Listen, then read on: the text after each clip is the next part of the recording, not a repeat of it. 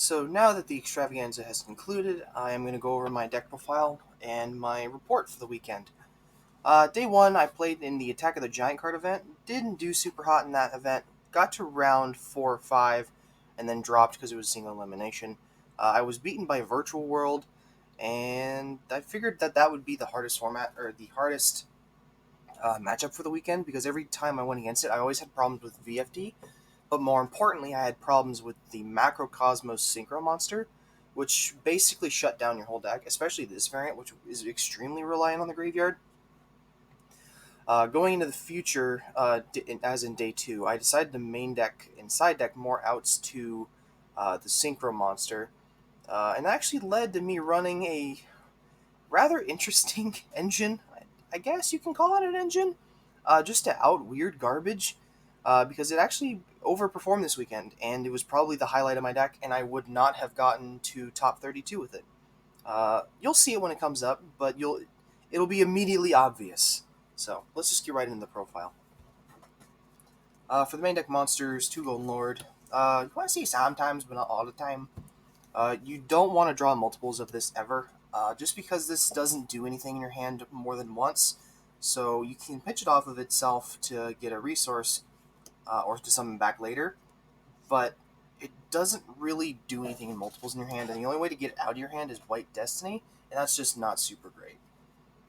I decided to play the Invoked package because I am poor and don't have the Dogmatica stuff, but I also wanted to play this because it was extremely familiar to me. I've been playing Invoked basically since February, so I wanted something that I would be able to know off the top of my head, just so I can get to combos a lot faster. It made it easier to learn the deck, especially since at beginning I wasn't planning on running this deck. I was actually planning on running Invoked Shadalls, but after a ton of testing against Virtual World and Drytrons, it just wasn't good enough, so I didn't even bother.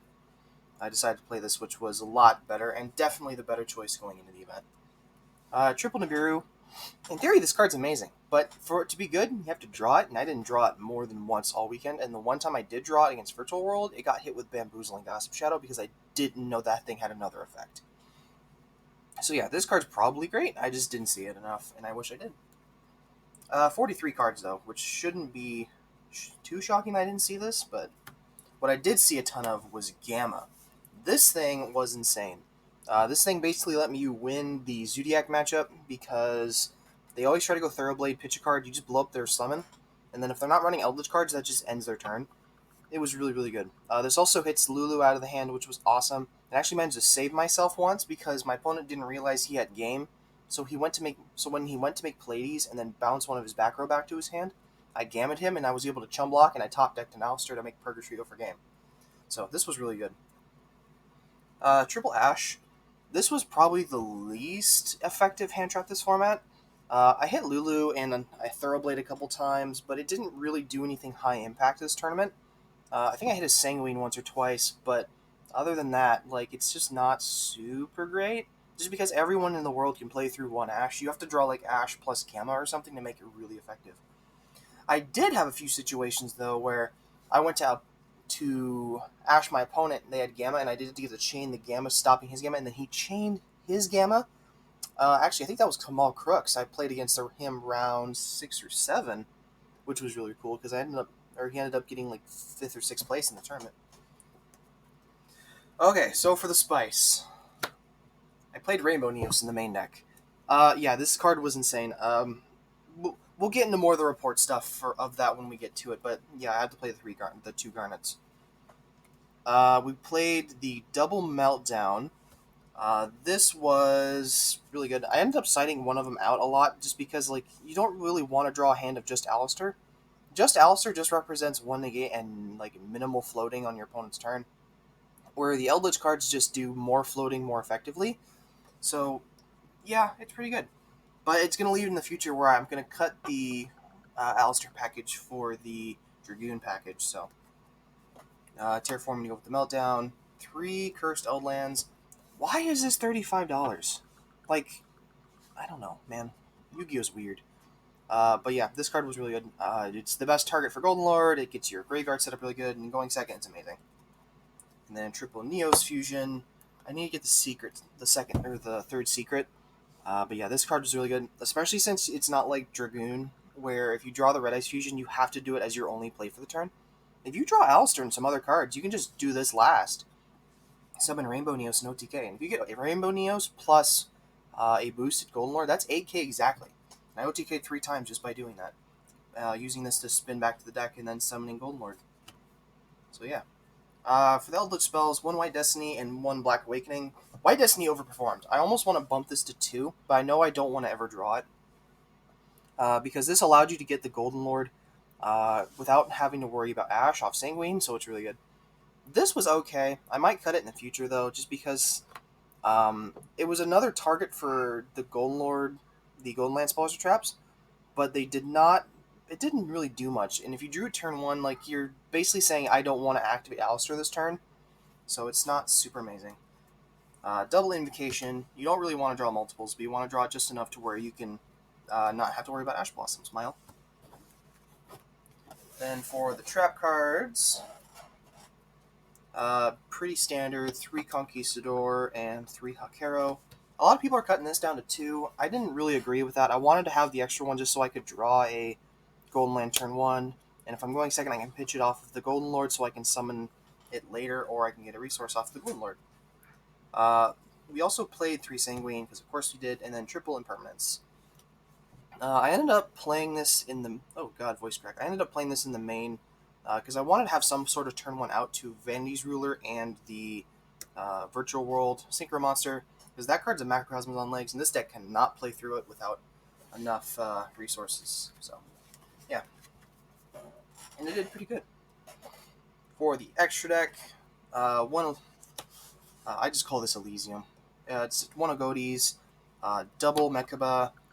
These are the ones I made the most. Purgatrio might even be on the chopping block, just because people always blow it up with either Zeus or Dryden, or they just stop it from hitting the field. So, because they know it's an OTK on legs now. It's not like it can take anybody by surprise anymore.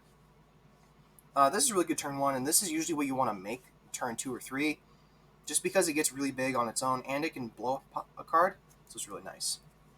1 Purgatrio, 1 Caliga. I only made this once, but when it came up, it was really important. I had to banish double Alistair off of the Invocation so I can get access to Invocation on my next turn to play around Ash. This also turned into Link fodder for Verte so I can make the Rainbow Neos.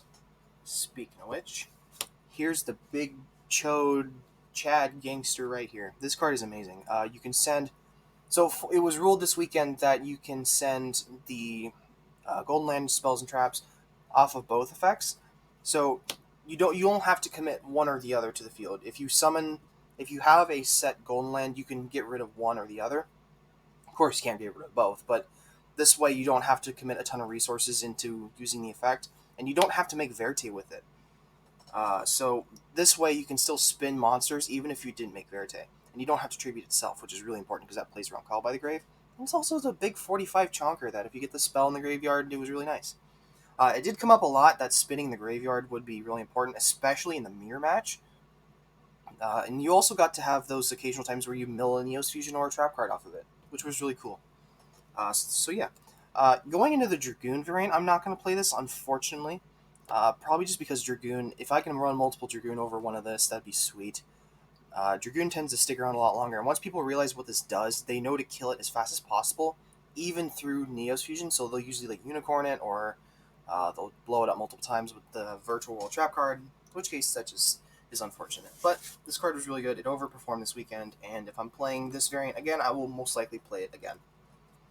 For Cheese Monsters, 1 Sky Palace and 1 Pleiades. I made this once all weekend, and I did it. It wasn't that big of an impact, and I might cut it in the future just because Pleiades comes up more. This one was a burn for game with Double Lord, and it did deal with Megaclops once, but other than that, it was meh. The only reason I wanted to make this over Pleiades, or excuse me, the Gustav Max, is because this did both. It did burn damage and also dealt with Megaclops. But the only time I had to deal with Megaclops was when my opponent made it turn 1 and I OTK'd with him. Or excuse me, I didn't OTK, but I made this the next turn and he didn't have a way to revive the Megaclops. So yeah, it was okay. Pleiades didn't come up that much. It came up once where I wanted to bounce my own resources, but I never actually wanted to keep two golden spells or golden lord. Oh my goodness, golden land spells and traps on my field. I'd rather have just made it with into a link spider and then made Verte to make Neos Fusion live. So it was. These are the two that are definitely on the chopping block. I had this cut originally for Verte or for another Verte because it just came up occasionally where I wanted a generic link too. Or actually, what was it, Verte or was it Cerberus? It was a generic link too I cut for this, just because it didn't come up enough. And then for the links, one Unicorn, Phoenix, Barricade Board Blocker. This one is actually pretty good this weekend. I got to reset the Cursed Eldland and the Meltdown off this, which was really cool, and I also got rid of Golden Lord out of your hand if you needed it to. But most times you'd rather have just made Verte. But this one was better going first, because you don't ever make Dragoon turn 1, even if you draw the spell, just because... Or excuse me, you don't make Rainbow Neos turn 1, even if you draw the spell, just because, like, you want to keep that shit a surprise. No one ever sees it coming game 1, and game 2, if they're not completely aware of what it does, especially with Neos Fusion, they'll side improperly for it, and they'll just lose to it anyway. Secure Gardena and the Almirage. I was debating about running Artemis over these two, but I decided that for this build, there was not enough people running Fires, so I just decided to play this instead so I could still have access to Purgatrio. In the long run, did that come up? Yeah, a couple times, but since I was the one maining Ashe, you could make an argument that you'd want to cut it for the Artemis. I think for now, though, I'm going to keep it at this, just because this is what I'm used to. And yeah, Purgatrio comes up a lot in the matchups that it's important in, so it's really nice to have it. Link Spider and Verte. Yeah, pretty basic, not super great. Then we got the Field Center of the token, Fat Chocobo. This is literally me incarnate. Even the beak. Side deck. This is what I actually mulled it over the most over the weekend, was because the side deck wasn't the best, especially since I spent a ton of time on working on it. It was kind of meh. I think this could use some tweaking, and if I had better cards, I would probably play them, but it's just a money situation at that point. 2 Gamma Seal. This came up once, and I drew it once, but it just wasn't enough. The reason behind this was because I wanted main deck outs to the VFD and to the Synchro Monster, but the Synchro Monster always revive itself, so it doesn't matter how you deal with it. Triple Lance. This was really good, especially since I saw like 2 or 3 dinos this weekend. This was also good against Virtual World. If you drew it one time, it would basically just turn them off for the turn, and you can most likely OTK if you drew Golden Lord and Neos Fusion, so it's pretty good. 1 Harpy's Feather Duster. This card was really good. It blew it out the mirror match, and it was insane. So, Triple Cosmic. I wanted to have 4 outs to Mystic Mine because I was kind of afraid that Dino Mystic Mine would be a thing this weekend. I do know that I have Conquistador in the main, but that's not really super reliant when you have to have a Golden Lord on the field, and it has to wait a turn, so you're not going to be able to deal with a turn 1 in OTK. So, I wanted to have some more main deck outs, and I was expecting Eldlich to be more prominent than it was. So yeah. Triple Dark Ruler No More. People were telling me that I shouldn't expect to see any sort of combo this format, and to some extent that was true, but it didn't. In the matchups it came in, it was really important, especially against Virtual World. Merce, Jesus Christ, Bryce. Sorry, it's too early in the morning. Most Virtual World players will not shotgun the VFD, and if they don't, you get to punish them for it. Especially game 1, when they want to know what you're playing first, so that they can play around impermanence. So yeah, this came up a couple times, though I'd rather have played probably Droplets or something, especially since I opted to play this. Okay, so Forbidden Chalice, why are you playing this? It's the most flexible turn 2 effect negation in the game. Impermanence is really good, but only against matchups to where they can't respond with their cards and make it effective. So VFD is in this weird situation where if you permanence it, they can chain it, and then you basically have it still linger for the rest of the turn, and it's just a pain. It's kind of like Abyss Dweller, and if you've seen any of my Shaddoll Invoked profiles, you know I like this card for a Dweller, because if they try to shotgun it, or if they try to keep it hold away until you have a card, you can chain this at any time. Plus, you can do it in the damage step, which is really important. If I had Droplets, I would 100% cut this for Droplets. I don't own Droplets. They are way too expensive, and I don't have the money for them. This is a really budget alternative, and it did come up a lot and put up a lot of work, especially against VFD and Virtual World. It was really, really good. So yeah, that came up. That's it for the profile. Let's go ahead and talk about my matchups for the weekend. I actually had them written down over the whole weekend because I knew I'd be making this. So round one, I went against Prank Kids. In that matchup, it was kind of, I don't want to be mean, but because this guy was actually really cool. But it was basically a 2-0 easy streak because both games I drew Gamma, and he just did not have any extenders. So when he went to Lincoln for the Meow Meow, it was really good. Oh, by the way, shout out to Brian. He played Prank Kids at this event as well, and he was basically my trading partner for the entire weekend. Also, shout out to Dylan. He showed up too. Yeah, he was really cool, and I actually got a ton of cards off Brian, so huge shout out to him. If you've not looked him up, he's also Playmaker Yu-Gi-Oh on YouTube, so go look him up. Round two, I went against Zoo Eldlich. Game one, I opened Gamma and Ash Blossom plus full Alistair combo, and it was basically in the nuts. He couldn't get access to his monster, and I drew into Alistair enough to where when he went into his traps, I was able to pierce through him and just make a game. Game two, I couldn't get over Zeus with enough resources, and every time I tried to get access to Golden Lord, he was able to respond, so it was pretty nice. Game three, basically was a repeat of round one. I opened Gamma plus Ash, but I did not draw Alistair, so we had to grind it out with Eldlich cards until about turn 5 when I had the game. Round three. This was the matchup I underestimated the player going into it. I did not think he was running the Dogmatica package because he went game one, or because I didn't see him at all game one.